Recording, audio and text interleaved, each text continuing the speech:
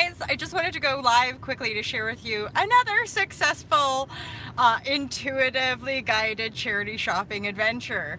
So I basically have been wearing these like hand-me-down, like cheap ass UGG replacements. They were actually really stunning. My mom has had them since like 2008, and then I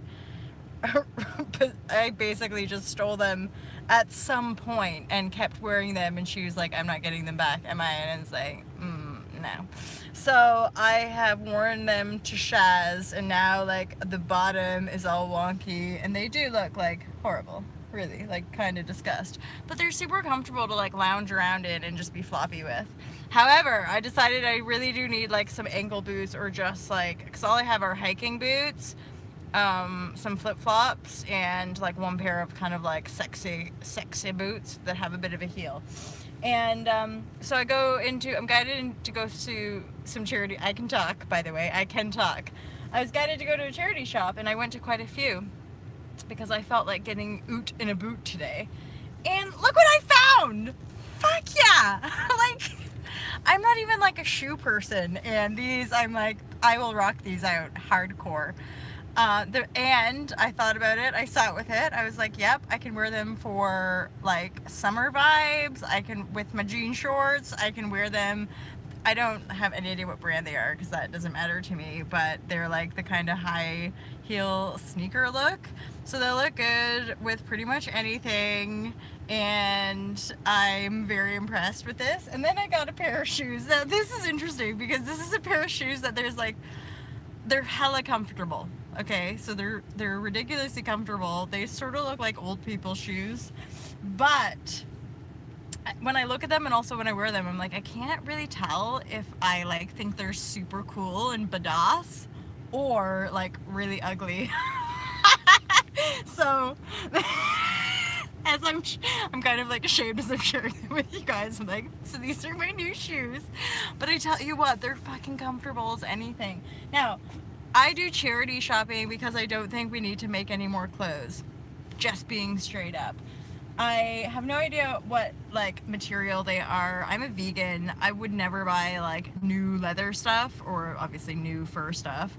When it comes to charity though, like I don't have a desire really to wear like leather jackets or fur jackets necessarily, faux fur maybe. But the shoes, I'm like, you know, considering they're charity and they've already been made, you're just basically recycling what's already kind of gone. So I didn't like spend money and then feed the kind of consumerist belt of animal leather trade. So that's important to me because I wouldn't go out and buy. Hence why I stick to all like hand-me-downs, vintage, charity shops, eBay, secondhand, right? That way my money ain't going down the stream of like the fashion belt of needing to always, not necessarily fashion, it's not fashion that's really the issue, it's the kind of like slave trade, just like always buying more shit basically that nobody really needs, and it's cheap because the clothes we buy in the West more often than not on the high streets are made by slave labor. So the reason we get products really cheap is because someone else is having to slave for like no money to make our cheap ass clothes. So becoming a conscious consumer is huge. Like I talk about in the book, unplugging from the mainstream media is a big part of making that transition. You guys, there's no excuses. We're effing so lucky because we have new media. Instagram, Facebook, YouTube, and God knows how many other platforms there are where you can be entertained. Netflix, ad-free, a lot of conscious stuff, a lot of cool stuff on Netflix, right? Because they're kind of like independent and they don't do advertising. So like Netflix, you don't have to watch TV no more. You don't have to put yourself through watching advertising, which basically makes you a slave that wants to buy stuff all the time. Now, I'll tell you a little bit about my journey to like being at a point where I actually talk about clothes and buying stuff for your fashion. Because for like since my early awakenings, I basically like had nothing. I had like 2 jackets, 2 pairs of pants, and a pair of sneakers, and I went traveling with my backpack. And I mean, I went through a lot. I did go buy stuff. I like, you know, I bended those rules throughout my journey. But one thing that kind of stuck through is that I was never able to like hoard lots of stuff. And even up to the point where I like kept moving and like would just have my clothes and a bit of artwork and maybe like one piece of furniture, my plants. That was something I would always travel with when I was moving house kind of thing. And now that I'm more like sort of established, so I have like a grounded home, you could say, that I can like keep my stuff in and stay planted, what's happening for me on this phase of my journey is that I'm learning how to actually accept and receive more. So like, weirdly, this is like a big deal for me to like buy 2 pair of shoes that I could wear.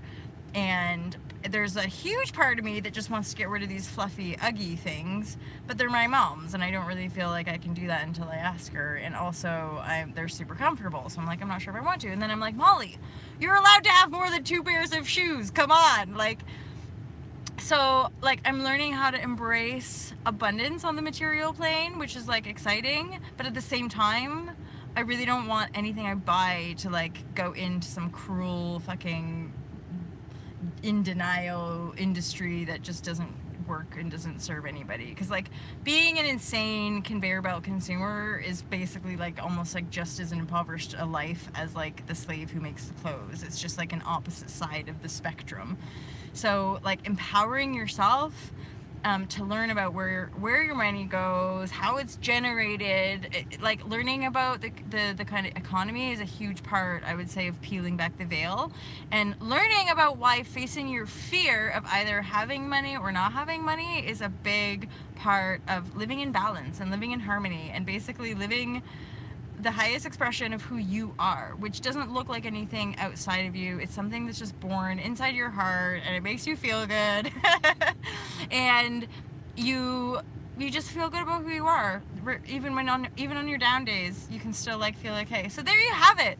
Intuitive shopping. Whenever I'm guided to go into some charity shops, I pretty much always find something now. And I'll tell you, I have like 2 hats.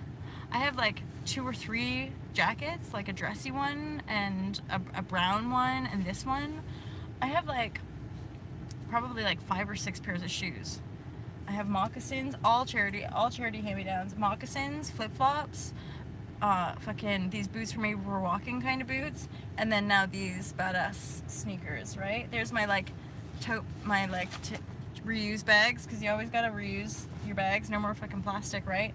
And I'm just being real about the zero waste, guys. I've bought this. Look, I bought cashews the other day. That's fucking plastic, yo. So I'm basically trying to be really responsible about actually planning my like food, having snacks with me, so that I'm not like buying that and then looking into bulk buying. Anywho, I digress. I hope that was somewhat enjoyable for you to watch, and I hope it inspires you to embrace your personal sense of fashion by shopping mostly vintage, charity, secondhand, and have fun being creative with like stuff that you buy, like these. I'm not sure if these are really ugly or fucking badass. We will see. Okay, love you guys. Have an awesome day. Peace out.